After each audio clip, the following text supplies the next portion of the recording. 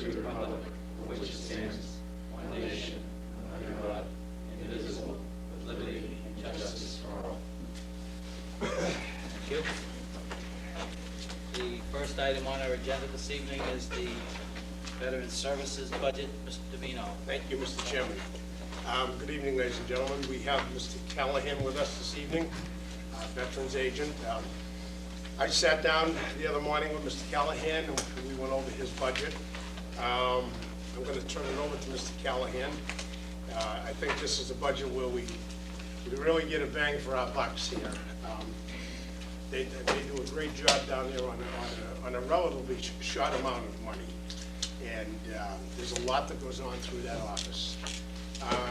I'm going to let Mr. Callahan go right through his budget, and then what I'm going to do is I'm going to ask the board, I would like to just put a couple of very minor add-backs into Mr. Callahan's budget. So, Mr. Callahan. All right, sir. First of all, the first item is personal services. We don't get involved in that. That's an item that's handled by the finance department. And we go to the second item is purchase of services. First item listing on there is repairs and maintenance. We had requested $200. We cut the $200 because we believe the work can be done. Mrs. Stevens says she can clean the printer herself, and the same with the typewriter, and save a couple $100. We go to postage. We couldn't cut postage. We required the whole $200 for our postage requirements. Training and education, we had $400 listed. The reason for the request was to provide a computer training program for myself and possibly one or two for Mrs. Stevens. And we decided that was an area we could eliminate. We cut $400 from that. The next item is purchase of supplies. We cut that from $525 to $420, cut $105 out of that. On Veterans Day, this is an area where there are several organizations that provide the services here. The VFW, as an example, provides the wreaths and certain other items on the memorial site. And the contribution I requested was to provide Edith O'Leary some of the refreshments. In past years, I always received the money for that from donations from the Veterans Memorial Committee.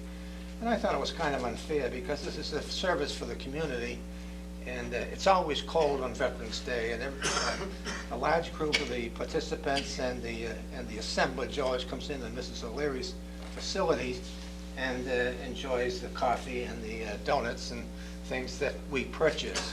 Now, Mrs. O'Leary provides all the settings on the table, and she doesn't charge us anything for that. But we thought, in all fairness, that we should at least provide the donuts and the coffee. And that's.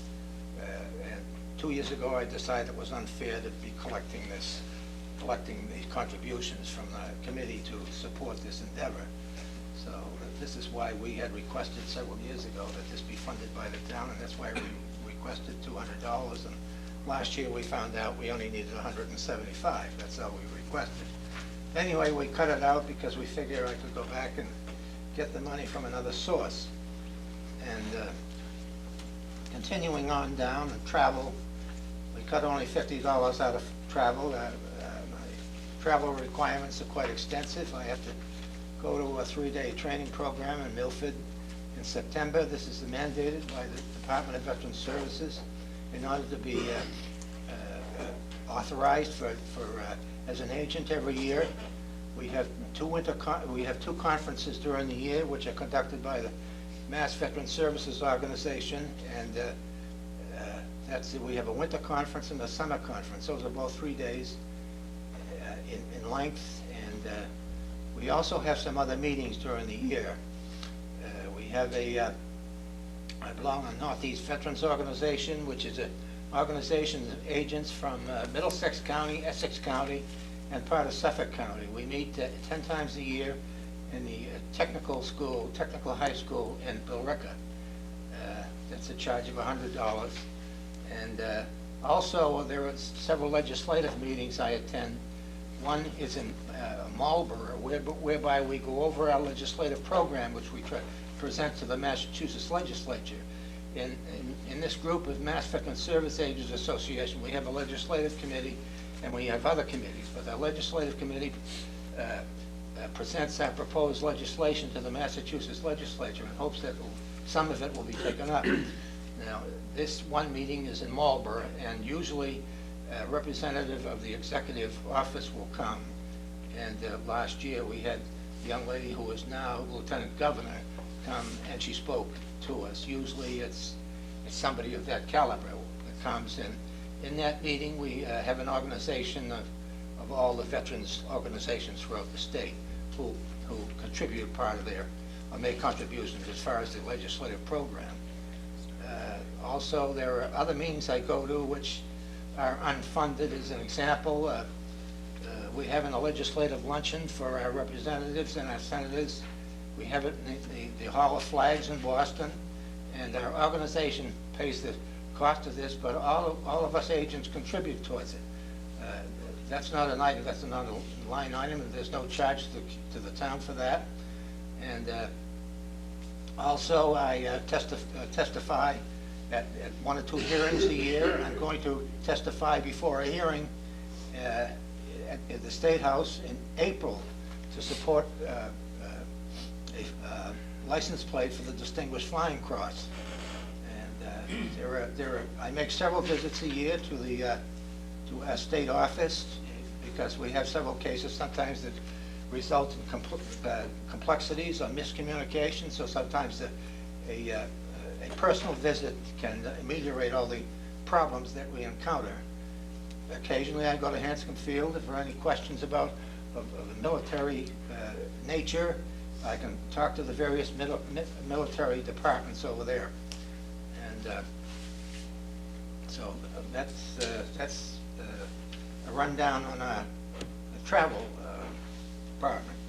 We only cut $50 out of that because as it is, the $1,000 doesn't even cover the costs. Under dues and memberships, we cut $70 out of that. And under veterans benefits, we reduced it from $39.5 to $38.5.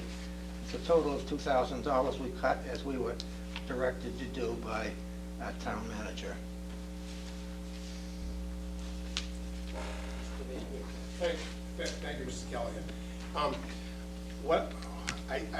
I sat with Mr. Callahan for well over an hour, and we spoke. And I want to compliment Mr. Callahan for putting forward such an honest budget to us.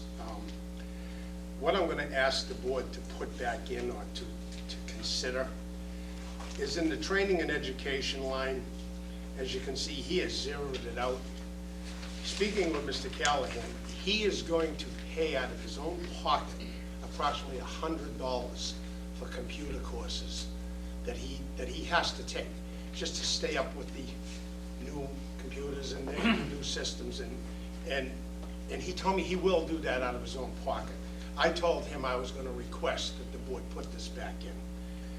The second thing that I would like the board to consider putting back in is the $175 for the Veterans Day, for the refreshments. I do know a couple of the gentlemen who have donated over the years for that, and I do agree with Mr. Callahan. There's a large number of people there, and it's a fantastic endeavor, and everybody is invited for the coffee and donuts and refreshments. I would like to see that possibly put back in if we could. And on the travel and expense, as you just heard Mr. Callahan say, that the $1,000 is not even going to cover it. And so I asked him, I says, well, Tim, what do you really think could help you out? And what he said was the $50 to be put back in. So that's my third request. That would be a total of $325. And this is basically money that I think will come out of Mr. Callahan's pocket if we don't do this. So that's what I would request, because, you know, as we've said to other department heads, you know, the training that's going to benefit the town, the travel for the town, going into Boston, parking the vehicle, it should not be borne by the employee, I feel. Thank you.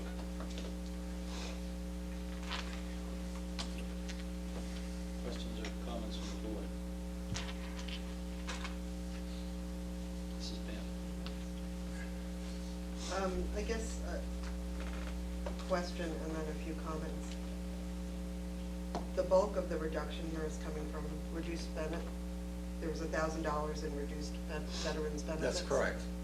And how will those, is that attrition, natural attrition of benefits, or will you Well, not we've be been- giving veterans benefits that they had previously been entitled to? Well, it's very difficult to program personal need. We never know when people have a need for medical care or whatever. We're sitting there and somebody could walk in the door and all of a sudden we've got a liability on our hands, so we can never forecast it. I think we do a pretty good job in forecasting for the last several years. But to answer your question, in this case, we found out that the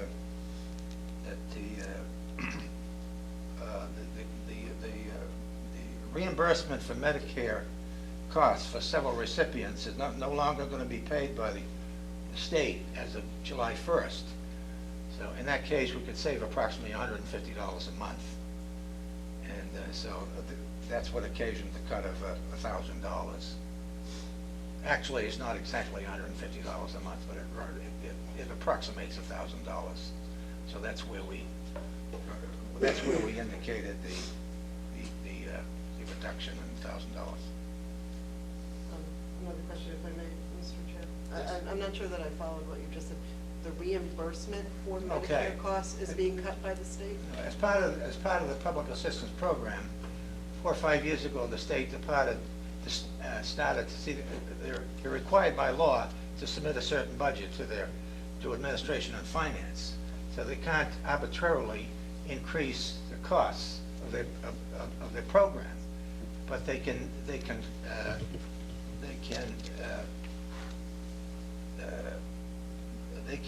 reimburse people for certain costs, like Medicare. An example, we have several recipients who are on Medicare, and out of their Social Security, the Medicare cost of $50 was $54 a year last year, $54 a month.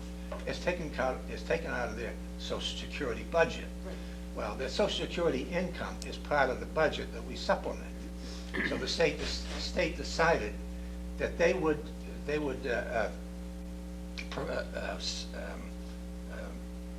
provide the $54 to every recipient. Okay. But as of July 1st, they're no longer going to do that. Well, we were just recently advised of that, so we had put in for that reimbursement for $54. You have to put that into the budget? We had put it into the budget. Yeah. But then the state decided, after we put the budget in, that they're no longer going to reimburse it in the fiscal '04. So that's why we reduced it by $1,000. I don't know if I explained that very well. Okay. I guess just an overall comment, if I may. I do agree with Mr. Vino that town employees should not have to pay for travel and expense and education out of pocket. Because it seemed like as we went through the budget, some were saying they would do that and some were saying they wouldn't, and I think we should invest in training. And I do respect all the very many years of hard work that Mr. Callahan has given to the town.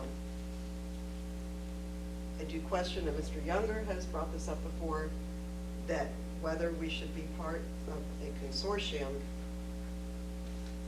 where we share the administration of veteran services with other towns to bring down our costs. And in this difficult budget year, maybe this is a time that we need to make that decision. And well, I'm sort of hesitant to keep going back to the benchmark. Our costs are relatively high there, and many of the costs in other towns really look like they're part of a consortium. And I just, ask the board that in this tough time, is that a decision that we need to make? Is the benchmarking done net of reimbursement?